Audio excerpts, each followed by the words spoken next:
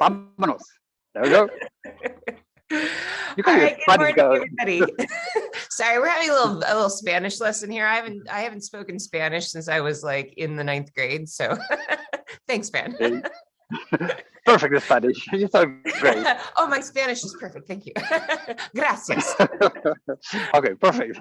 All right, so we are on day 4 of our visit to the Basque region of Spain. So just as a reminder for those of us that are joining us today, maybe for the first time this week, my friend Francisco Glaria Baines is from the Basque region of Spain, which is kind of like, if you think about where France and Spain connect, it's right at the connection point, but on the seaside. And today what we're going to do is explore one of the most important and interesting parts of the Basque region, which is the pilgrimage path called Camino de Santiago. And I'm going to lay it down right here and now, Fran. For my 50th birthday, which is in 2024, I am going to walk the entire Camino, and I'm going to invite anybody and everybody in the world to join me for parts of it. That's what I'm doing. You've inspired me, and I'm going to lay it down right now. I'll be here waiting for you. So, okay. Pretty cool. I expect to see you. You're going to walk part of it with me, right? I will. Okay. This is the part from here in Navarre. I will. Okay, very good. June of 2024, we're on. Okay, hold. Go ahead and tell us a little bit about what we're going to see today. So, welcome everybody to the village of Puenta de la Reina, a very small village with a lot of history. So, we're going to walk just one village, super small, but as I said, with so much history, it's very, very important. And so, before we start with the walk, I want to explain you what on earth the Camino de Santiago is. And for that, I have a map, which makes life much easier when we know what we're talking about. So this is Spain, this is Portugal, this is France. This is where we are right now, as you said, in the place where Spain and France get together on the western coast, okay? So the thing is that on the year 711, the Muslims entering Spain through here from Gibraltar, crossed, and all Spain and what today is Portugal was invaded by the Moors, by the Muslims. At this moment in Europe, we have Charlemagne, the big Christian emperor, who is scared to death of the Muslims. We're talking the most advanced civilization of that time period. The Moors, they were the number ones in mathematics, astrology, astronomy, the art of war. They were the number ones in everything. So Charlemagne was quite scared about that. So the issue is that the Pyrenees on this side, they're very low. And as they go to the Mediterranean, they go higher and higher and higher. So Charlemagne knew that if the Moors are going to cross the Pyrenees to invade La Gallia, to invade what today is France, they're going to cross through here. So by a miracle, all the way here, the uncorrupted body of one of Jesus Christ's apostles, St. James, appears.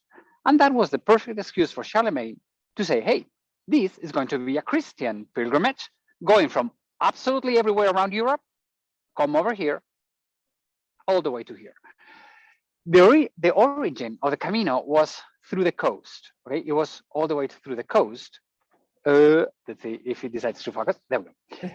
And little by little, it was pushed to what we know now, which is this blue line. The thing is that in about 100 years, all of this part of Spain, of what today is Spain, was conquered and it was not Muslim anymore. While all of this had 700 years of Muslim heritage. And the important thing is that here, all the way at the border, there's a small village called Roncesvalles, which is the lowest pass of the Pyrenees, that was controlled by the Kingdom of Navarre, where I'm from. That was a Christian kingdom, and we did not allow the Moors, the Muslim empire, to invade all Europe. So the thing is that, as you can imagine, whoever controlled Navarre was a very important thing. So we remained as an independent kingdom until 1512, okay, when the Catholic kings may discover America, the whole thing. But the issue is that what we're talking today is the Camino de Santiago. So the Camino de Santiago, there's one Camino that comes through here, another one that comes through here, another one that comes through here, thousands of Caminos. And all of those different Caminos join in one point, which is right here, where we are today. This is the place where Europe becomes Europe for the first time, okay? This is the place where all European countries they gathered in this small village. Okay, so imagine how important this was for this little town. I mean, at the beginning, it was just a crossroad on the Roman Via just for commerce. And suddenly it becomes the most important place in Europe because all of Europe is going to gather in here. Okay, and from here, they will keep on going. So that is the little village of Puente de la Reina, which means the bridge of the Queen. Obviously, there has to be a bridge, and we'll find it. That's where we're gonna see today. And shall we go? Okay, let me turn the camera around. Because very good. And just a quick reminder for those of you that are watching, I'm going to be hanging in the background and I'm going to be monitoring questions. So if you have questions for Fran, go ahead and put them into the chat box and I will get to them at the end. Take it away, Fran. Okay, thank you. So let's start, because when you are a pilgrim and you enter the village of Puente la Reina, you are welcomed by this beautiful church called the Church of Les Sortes in French, which means the Holy Mary of the vegetable gardens. Okay? The reason is because all around here, back then in Middle Ages, this was all the vegetable gardens of the village of Puente la Reina. Okay? What's the deal? The thing is that this church, it is the first church where all Christianity would gather at the same time or in the same place. Okay? So that was a very important thing. And half of this church, it is Romanesque because it was constructed on the 12th century. And what we see, it's Gothic, it's from the end of 13th century. The thing is that all of these gates, they were done to teach Christianity, to show Christianity, right? Which one of the things I love of this church is that, as you can see, it has a Byzantine heritage because everything is decorated, and decoration is very sober, very beautiful. We have griffins, and we have a lot of flowers, a lot of scallop shells. Okay, remember that the symbol of St. James is a scallop shell. Another thing that makes this church a little bit unique is that the columns are profoundly decorated, okay? Which is not a very common thing to find from the beginning of the 13th century, the 1200s, all of these incredible decorations. But I was telling you that these doors, they were constructed for people to learn what was good and what was bad, okay? Now, okay, let me turn the camera around. What I'm gonna explain now for everybody, this is not my point of view, this is what people from the 12th century thought, okay?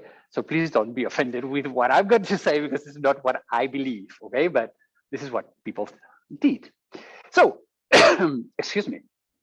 In Christianity, there we have the 7 mortal sins, you know, gluttony, sloth, lust, ornament. So this door, it's dedicated to lust, to sex. Sex was bad, okay? So this type of doors, if we would construct them today with the iconography that we're gonna see, they would be censored because it is super, super explicit. Okay, so let's find it. So as I said, this is a Catholic church, but it is super explicit what we are going to be seeing today here. So the first image that we find, it is this. We're missing the head of this poor woman. As you can see, this lady, she has her legs open and she represents lust. But the thing is that in our 21st century brain, we think that the position of her legs open, it's what represents lust because she's naked and she's showing everything to us.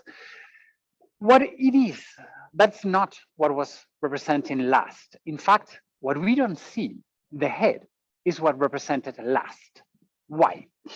Well, let me explain you why. We're missing the head of this lady for one reason, because it was so shocking for all of these people to see that image, to see this woman doing something that is horrible at that time period, which is women having long hair, doing this.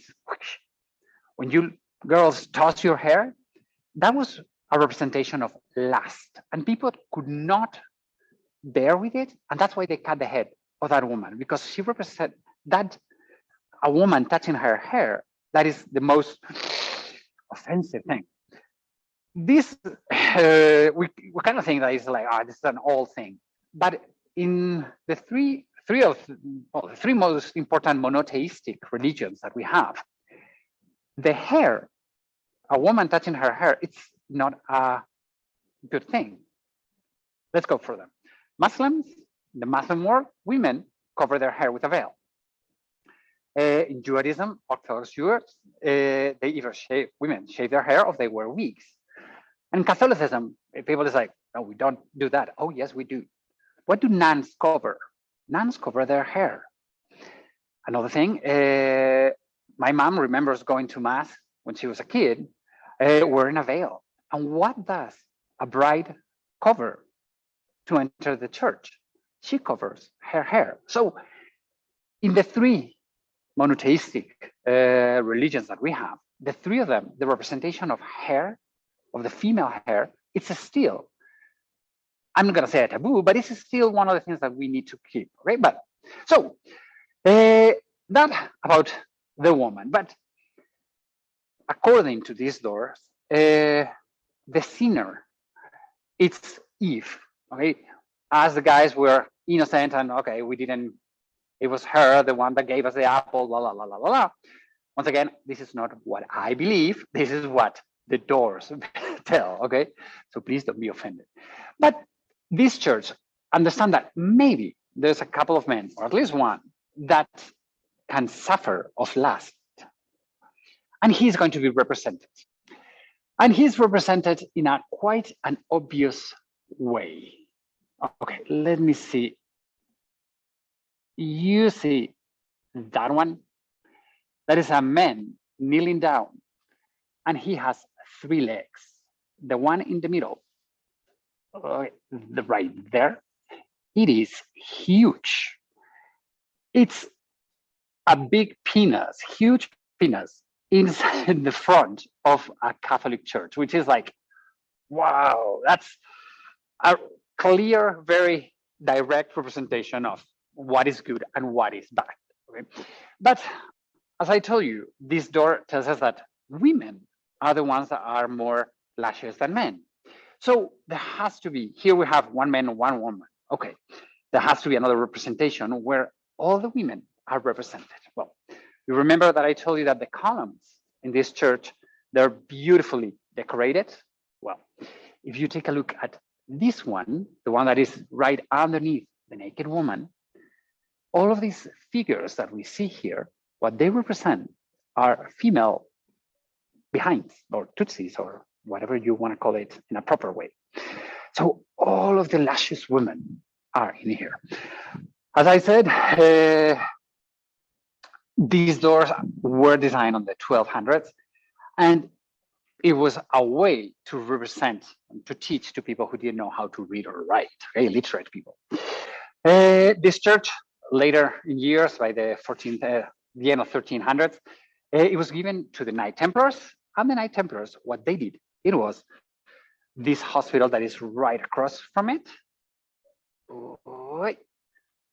which was a pilgrims hospital on the 1400s, okay? Then it came to the San Juanistas, which is the leftovers in Spain of the Knight Templars, okay? So it has always been like that. Then it became a school, and during the 20th century, it became a military place. But anyway, now it's a school for kids, pretty cool. So let's start walking and let's start seeing the village of Puente de la Reina. What's the deal with the Camino? Okay, the Camino, it's a very spiritual thing. Today, it's not anymore a Roman Catholic thing. I was talking with Sarah before that when all of this started, it started as a Christian pilgrimage. The thing is that at the middle of the 20th century is when everything changed, because well, the first part of the 20th century here in Europe, it was the centuries of wars. We had World War I, Spanish Civil War, World War II. by the end of the middle of the 20th century, the people started walking the Camino, but it was not until 1980s that everybody started doing the Camino, thanks to Jean Paul II, the Polish Pope, who came to Spain to walk part of the Camino. At the beginning, the 1980s, it was only Christian Catholic people. But little by little, people realized that the Camino de Santiago, we're talking about 600 miles. Okay, if you start from San Juan Piedport, tomorrow I will go over the Camino stage by stage. The thing is that it's going to take you about 35, 40 days walking the Camino. So it has turned into a more spiritual thing. It's something that really people from everywhere around the world are doing it, right? It's a way of being silent. It's a moment of reconnecting with your life and everything. So it's a very, very special pilgrimage. And on day one on this series with Sarah, on our coffee chat, I was saying that walking the Camino, it's millions of people have walked where we are walking today. From the 8th century, people have been pilgrims like we are doing today in this road. If any of you has any European heritage, 90% chances that an ancestor of yours have been where we are right now in a moment in history. That is what makes this pilgrimage amazing, because it's about, you know, your great grandparents were here. And that's the incredible thing. That's what, to me, is overwhelming. So what happens is that this is the real entrance to the village of Puente la Reina. As you can see, it was a little fortified city. And the church of Les Sorts was constructed out there, where all of these people, they used to have one little vegetable garden. Okay, let's see if I don't get run over. Why? Okay, good. This village, the origin, it was just one street. What we see now, that was it. The thing is that this is not a normal way of constructing a village. Normally, if we're facing the ocean, okay, that's by the coast. But if you're inland, in Middle Ages, they would construct on a high mountain, and the church or the castle would be on top. And then everybody would be around that fortification. If not, you could go on a plateau. On one side would be a castle, right on the other side, the church, and as normal people in the middle. What's the deal? Here, well, one of the things I love of this village are the big, huge, beautiful doors that are all along. So I'm going to stop as I talk, just to show you the doors, because I love them. So the thing is that villages of pilgrimage, like this one, what they represent is one line, and it's always in the direction to Santiago de Compostela, to the end of the village. Okay, so these type of villages, what they are is just one simple street. The old one, all of these houses, they date back to the 14th, 15th, 16th, 17th century. It's something really incredible. And here, what we find, it's something a little bit peculiar to Spanish construction. If you go to the south of Spain, you're going to find a lot of brick construction. The bricks, they were brought to Spain by the Moors, by the Muslims. The thing is that if you construct with brick, it's fast, efficient, and cheap.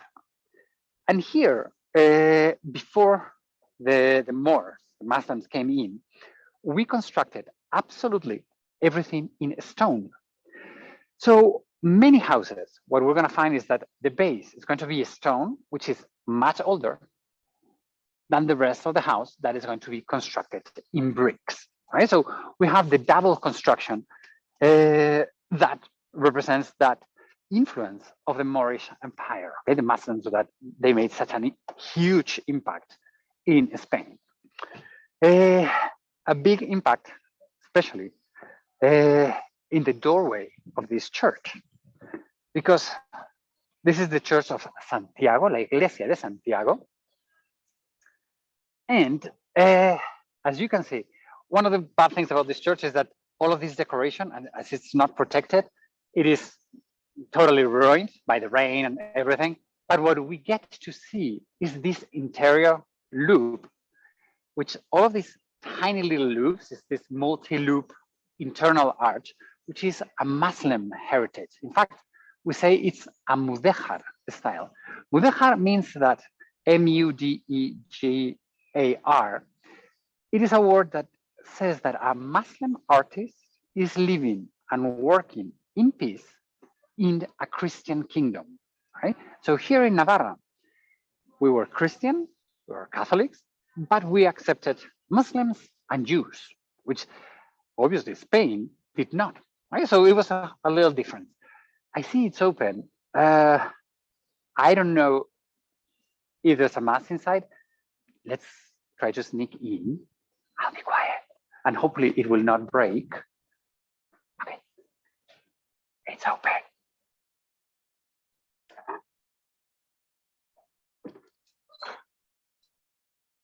Okay, let's see. It's a beautiful, beautiful, beautiful. Wow. Okay. If it breaks, Sarah, let me know, okay? And I'll quickly leave from here. So we have an incredible Gothic temple, huge, with a breathtaking Baroque altarpiece dedicated to St. James. It is beautiful. I don't want to keep on walking because I don't think the connection is going to work. So let's get out of here. I love this church. Yay. Okay, let's go.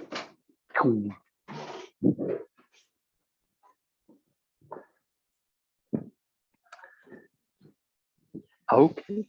So another thing that is very important of the village of Puente la Reina is that the houses are huge. Things that the Camino brought and still brings a lot of money. Okay. Take a look at this incredible palace. Right?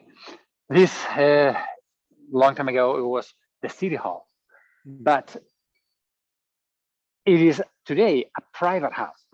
Keeping up with all of these houses is super, super expensive.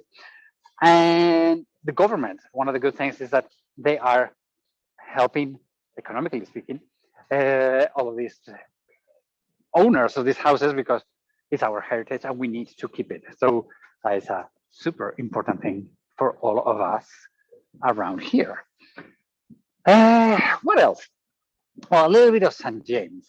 St. James, what happened is that he came all the way to Spain, Spain. Remember that Spain is not Spain until the 16th century, okay? To Iberia. He came over here to spread the word of Jesus, and he was buried in here, okay? His uncorrupted body was found by the 8th century, and it's when the big pilgrimage started, right? So that is the reason why we have here this huge, huge, huge pilgrimage. Now, this beautiful building, it is the modern city hall. This construction is from the 1700s, and this is the big piazza, the big square, where here we still have bullfights.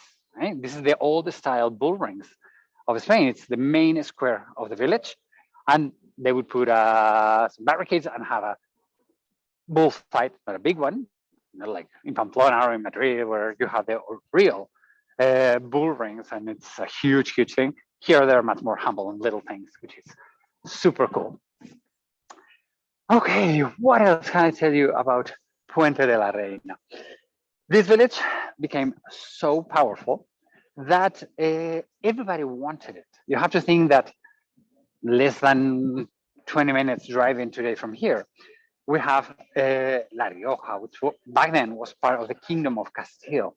So the wars, they have always been very, very strong in here. Okay? So always it has been a very defensive city. It's like a bastion for the crown of Navarra that who needed to have a stronghold. And Puente de la Reina has always been that part for the Kingdom of Navarra. So everybody that that was from here, they had the right to have property, to have land in the Middle Ages. Okay, the Kingdom of Navarra, they wanted their people from here to stay in here. They didn't want them to go out. Okay? So instead of having lords, that they did, there was also small little farmers who could have money. Another very important thing in this village was the trading of spices. Everywhere around, as I said, I love the door. If you're going to be walking for a year because you had to go all the way from Norway to Spain, and then once you finish, return back, people didn't carry money. What they carried, it was just spices. Okay, so everybody, they would pay with the spices. You have to think that a tiny little cinnamon stick would open you a door. I mean, it could give you food for a whole week. Some pepper. So the trading of spices in all along the Camino, and especially here in Puenta de la Reina, was a very, very, very important thing. Right? So all of these tradings are huge, huge, huge. Back then, today, it's just really, right now here, this village lives thanks to the Camino de Santiago, the pilgrimage route, and also for the wine and the olive oil. So those are the main economy of this little village. Population, 900 people. So it's a very small village. And as I told you, the name of the village is Puente de la Reina, and there has to be a puente, there has to be a bridge, the bridge of the Queen, which is that one. But instead of crossing it, we're gonna cross it later. What I wanna do is see it from the side, because it's a beautiful Romanesque bridge. It is from the 1100s, and it's considered to be the best Romanesque bridge in Spain. By the way, this river is called Arga, A-R-G-A, Arga River. And I think it's one of the most beautiful bridges in the world. One of the things that a lot of people don't know is that, let me turn this camera around, is that with the European paper bills, on one side, we have doors, and on the other side, we have bridges. The meaning of this means that if we open doors and we connect the countries with bridges, we become one country that is Europe, right? That is the meaning of our doors and our bridges. And if people doesn't know about this, then a lot of people doesn't know that the art being represented in the Euro paper bills has a meaning. What they represent are the different art in time, and they're placed in chronological order. The €5 bill represents Roman style. The 10 euro bill represents Romanesque. The 20, Gothic, and on and on and on. I have never seen a 1,000 euro paper bill, but I guess it's futuristic. The thing is that when we became part of Europe, the European government asked each country to give a picture of a bridge and a door from each time period. Well, guess what? Spain presented for the 10 euro bill, for this one, the bridge that you have in front of you. It's considered, as I told you, the best Romanesque bridge in Spain. What they did is they got the Spanish one, the French one, the Italian one, all of them, they put them in a computer, and these came out, okay? The thing is that the bridge that is right behind me right now, architecturally speaking, it is much better than this one, but it was inspired by this one. So next time you get a paper bill in Europe, look for the doors and look for the bridges, okay? The 5, for example, is not a bridge, it's an aqueduct, but it connects people, it connects cultures, connects all of that. Okay, so Spain, we presented as the aqueduct of Segovia. That 2 weeks ago, Sarah, you were with Jorge and he showed you this incredible aqueduct. So let me turn the camera around so you see how beautiful It is. Really, it's an amazing bridge. And this river, it's a very, it, today it seems to be a very nice and peaceful river. Well, the thing is that, uh, especially with you, Sarah, a travel writer, the first guided book in history, it comes from the 11th century. It is called the Codex Calixtinus. The Codex Calixtinus was written by a French bishop who walked the Camino, who was ordered by the Pope to walk the Camino, writing about the guidebook. And it's like any perfect guidebook you can imagine. Anne-Marie Picard would tell you, go to the right, do not go to the left, be careful with this mountain, there are walls, be careful with the other. So he was very clever and very explaining exactly what was going on. Well, so about this river that we see here, he said that the water of this river was as a liar. No, it was. It lies as much as the people who lives in the village. I don't know if we're liars or not, but the bridge, the river, really, it's a liar. Because here, it seems to be a nice and peaceful river, but it's not. It's a very deep river, and the water, the underneath water, it is very, very fast. The one that we see, it seems to be calm and peaceful, but the water underneath, it's super fast, and unless you know how to swim very well, you will drown. So in that part, he was kind of right, let's put it that way. You see that besides these huge arches, we have these tiny little arches in the middle that what are they for? Well, it was because here when it rains, it rains. Back then, long time ago, they needed to construct that because if they didn't, the water would push the wall and put the bridge down. Well, we thought we would have never seen this happening again. Well, last year, there was a huge flood before Christmas, and the river went crazy, and the water went all the way to there. Can you imagine all of where I am right now? That is why all of that, as you can see, it's totally torn apart because less than a month and a half ago, all of that, it was a huge mess. But so what? Oh, sorry. What we're gonna do?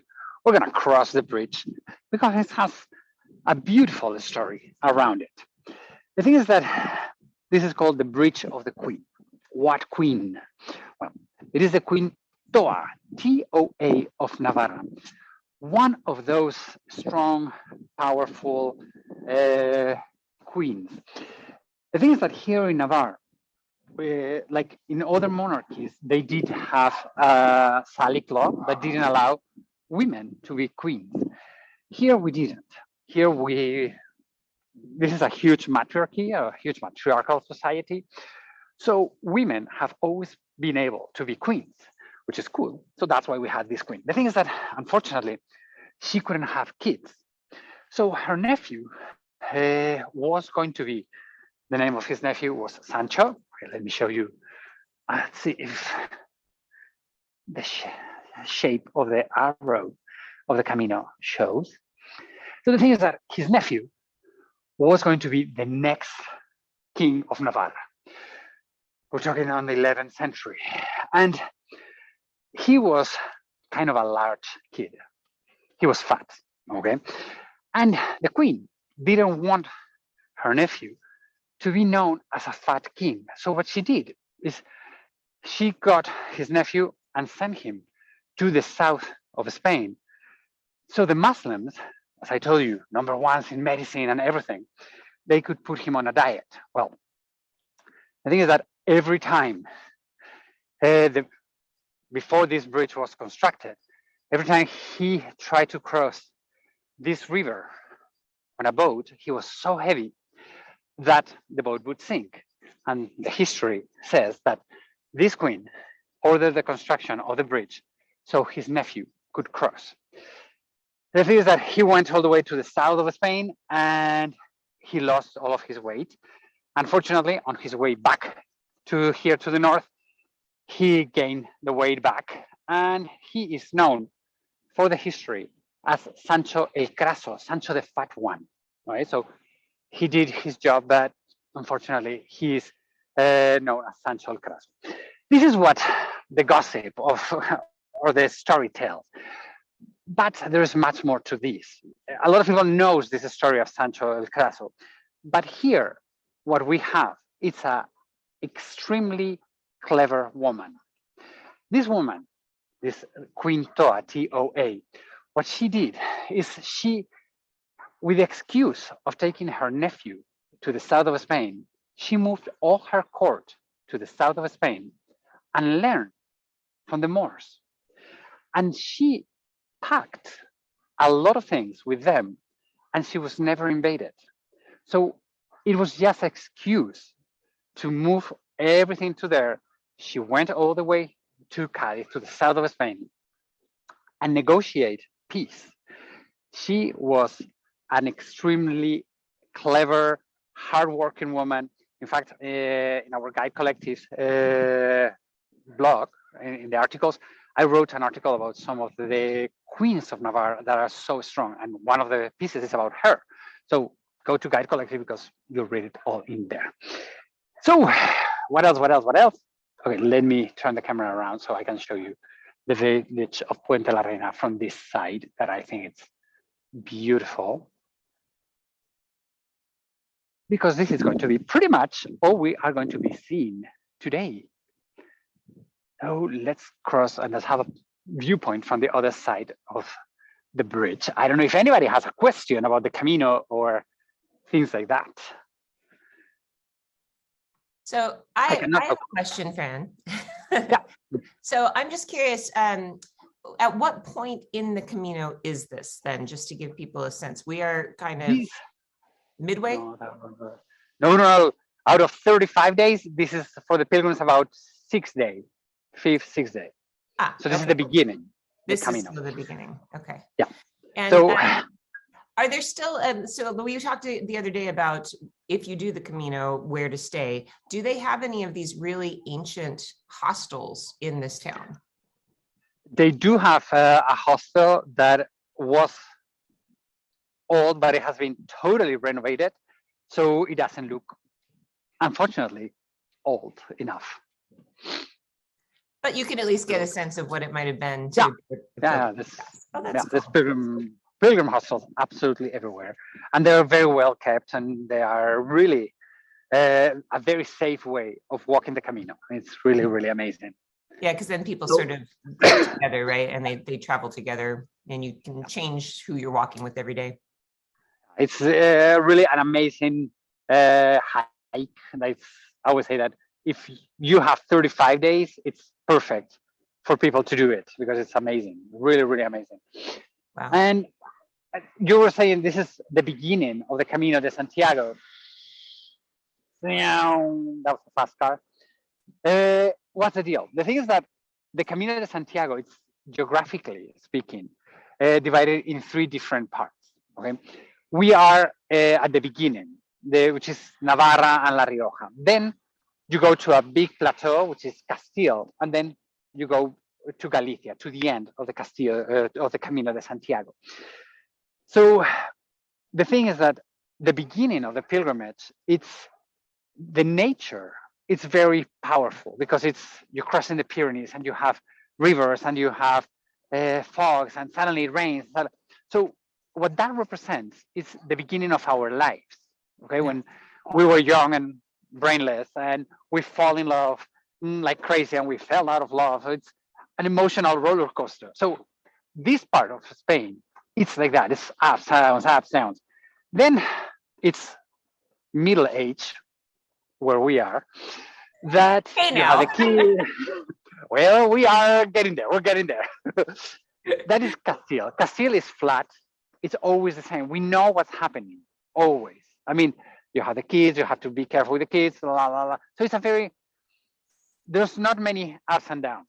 The thing is that as years pass, the kids get out of house and the house is paid. Everything starts to be. You get all of this freedom, and that is Galicia, right? Which is green and humid. It's beautiful again. So these 3 parts of the Camino are represented those 3 moments in life. And there's a bishop who said that here in Navarra, in the first part of the Camino, we put a smile in the pilgrims' faces. In Castile, they put a smile in the people's hearts. And once you make it to Galicia walking, you get a smile in your soul. Oh, that's beautiful. Wait, I so think it's a beautiful, if beautiful we're going to follow that analogy, well, that means you and I are just about to be set free, right? This close, Sarah, this close we are. Our kids are about the same age. So yeah, so we both Yeah. have kids going off to college. So It's like, yes, get out. No. that also makes me wonder, in Castile, there must be the valley of COVID, right? Well, in fact, Castile, it's for everybody. It's like, oh, it's the flat part, so it's very easy to walk, but it's not.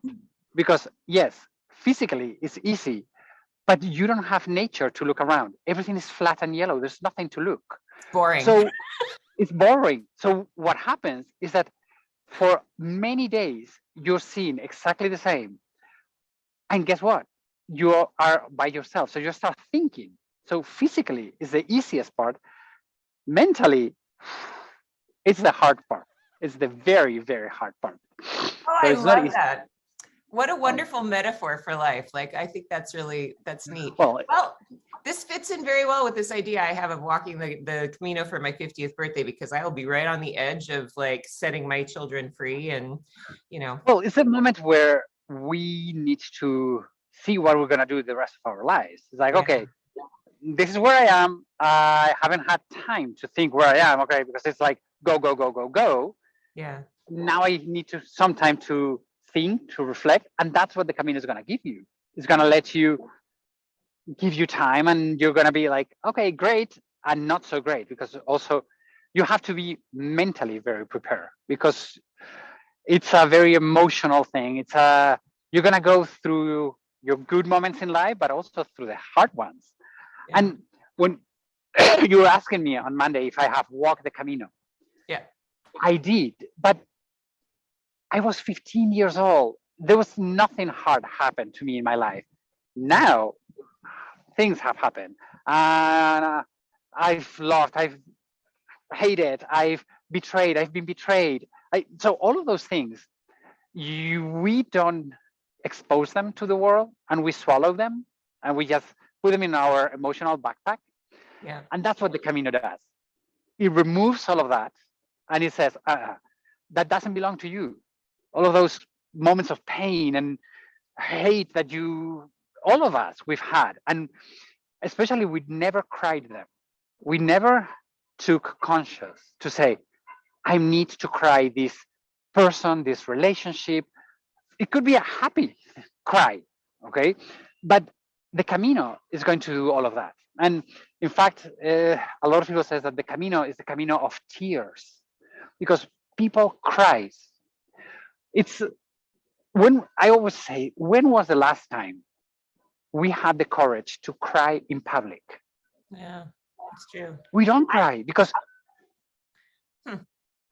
That's the true. thing is, especially as a man, come on, you have to be strong. You have to. Guess what? We all cry, and if we don't cry, maybe the tears don't come out, but we cry. So the Camino, what it does is it makes you cry all of those uncried tears. And once that part is cried, that weight doesn't belong to you anymore. And the pilgrims, they do a beautiful thing. When you cry some tears, when you go through one memory and that weight doesn't belong to you anymore, what you do is you get a little stone, and you 2-3 stones, and you make a little mountain of stones. And you tell the Camino, this is it. This doesn't belong to me. You take care of this anymore. This is just not in my soul anymore. So by the time you get to Galicia, by the time you go to that beautiful green thing, part of Spain, those uncried tears have all been cried. And you are free, and you are happy, and you are exhausted emotionally, but you are fresh and you are new, which is what, if you are Catholic, you believe in sins, you take out all of your sins. But If you're not, or if you're just a spiritual person, what you do is you take all of those things out of your soul, out of your heart, out of your pain, those things that we don't want to show to anybody. You show them to the Camino, and the Camino will take them, and the Camino will take care of them. So the magic of the Camino is that you leave something behind to something that is much bigger than us, something that our ancestors have been here, and the healing that we all need will be taken care of by our ancestors. And also, when you walk the Camino and you see the stones that are there for somebody, to me, it always moves me because it's somebody's parents, can be, many people has not had a chance to say goodbye to their parents. A lot of people did not have a chance to tell their parents how much they love them, or how much they hate them, or all of those things. It's what broken heart. Yeah, your broken hearts. I mean, all of that, it's in the Camino. And you and I, we're parents. I mean, what is our biggest fear? What's going to happen with our kids? Are we doing a good job? Are we not doing a good job? Is this enough? Are we pushing too much? Are we not pushing too much? So all of these questions, they come in the Camino, and the Camino cleans them for you. And that's the magic of the Camino. And that's why the Camino is such an important thing, not just for Catholic people. It's something that is important for our souls. We need to reconnect. We need to be back to being human, and we need to have our souls clean. And that's what the Camino is all about. That is really the most beautiful explanation I think I've ever heard of the concept of what that indulgence is at the end. Because I mean, the indulgence is a technical thing that was kind of made up in, the Middle Ages and all of this, but really in the end, being absolved of your sins, almost, if you're not religious, the most important person to absolve you of your sins is yourself, right? Well, I mean, you're right. The thing is that we are the worst judges against ourselves. Yeah. I mean, we are. Everybody is like, if we allow people we love tell us what we tell to ourselves, that would they would not be our friends. And we constantly boycott ourselves. Yeah. So the Camino cleanses that. And the Camino says you, hey, sorry for the word, but less bullshit. Yeah. We need to be, you are an amazing person. You're an amazing human being. You're doing an amazing job in your life. Yes, you have mistakes. Yes, you have problems, but hey, you are an amazing soul. You are an amazing, incredible person. You're doing great. We don't have enough moments to let ourselves. We say, oh, nice, pride. We shouldn't say it. Yes, we should say it. I mean, we're amazing people, and that's the greatness of the Camino. That it's the camaraderie, the way you talk to people, the way you approach people, the way it's a strong, powerful thing, which is the Camino, which is beautiful. Well, I think I might I have enough sins. I need to do it twice. So maybe I'll do it twice.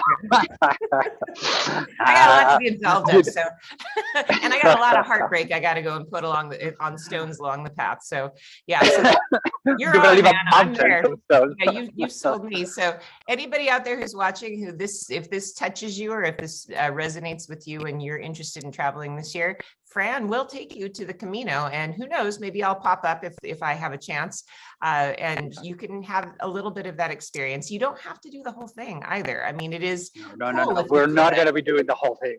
Yeah, it's cool if you could, but I think even just getting a piece of it and getting to experience a little bit about how, and this gets to the heart, I think, of what we've been trying to do with Guide Collective, what I'm trying to do with Adventures with Sarah, which is that travel isn't about just checking off the box of something somebody told you should see, like the Mona Lisa. Everybody's been told you should go see the Mona Lisa. Most people go see it, they take a selfie, and they're like, that was not that exciting.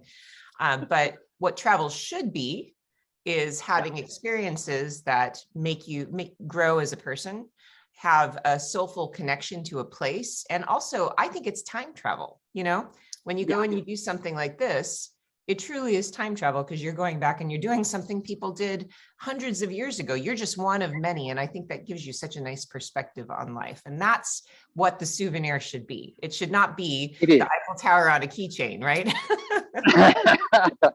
can buy that. That's okay too. It is fine. But the thing is that to me, COVID has taught me something. I don't want to be a tourist anymore. I want to be a traveler. Yeah. Tourist, it's going to the Mona Lisa, selfie, go. I don't want to be that. I want to be a traveler. I want to really be part of what I'm visiting. And I think that really is why the pandemic and all this stuff has made all of us in Guide Collective think about what kind of work do we want to be doing? Because how many times have I taken a big group of people to see the Mona Lisa? They all took their picture and walked off. But really, for me going forward, the way to actually connect with a place is what you just said, is staying in one place, is really getting to know it, understanding what you've seen and being a part of what you're visiting. I think that's so important. So you're on the same page, I think, right? Yeah, I mean, I think it's the future of traveling. It's the future of humanity. Yeah. I mean, it's much bigger than just tourism. It's connection. It's human connection. It's being with people. It's beyond visiting the Mona Lisa. Which is beautiful, by the way. Yeah, but it's taking the lessons we've learned over the last 2 years and applying them to our futures. How do we improve the way we move in this world based on the lessons we've learned? So, yeah, I think the Camino is a great illustration of that, I think, right? Yeah, I think so too. I mean, that's why I'm doing a tour on the Camino. That's why I love the Camino. And to me, it's part of my life because I was privileged enough to be born in here. So I don't know. I love the Camino. Yeah. Well, I am very much looking forward to traveling with you on the Camino because you have my word, Fran. I will be there either this year or if not this year, maybe you should walk the whole thing with me in 2024. We'll see, because you haven't done it since you were 15. Sorry, connection is not working. No comprendo, Sarah. Well, this has been a lovely, lovely evening and morning for me. And I hope all of you watching have enjoyed it as well. Tomorrow, Fran is going to join us for his last day of our focus on the Basque region of Spain for a slideshow. So you're going to tell us about your Camino tour and you're going to tell us about your region as well. Very good. There we go. So 10 o'clock, do we say 10 o'clock tomorrow? Yes, which is 1 hour. Yes, I think it's 7 p.m. your time, 10 o'clock my time. Yes, 7 p.m. Okay. So join us back here at 10 o'clock tomorrow, Pacific time, and we'll have some more fun with Fran. And if you have questions you want to ask him, if you are planning a trip on your own and you'd like some travel tips or whatever, please tune in and ask questions because we'll have a question and answer section as well. Okay. Sarah, thank you very much for today. Well, thank you. Bye-bye. It has been a delight. So we'll see you guys all again tomorrow. Gracias. Bye, amigos.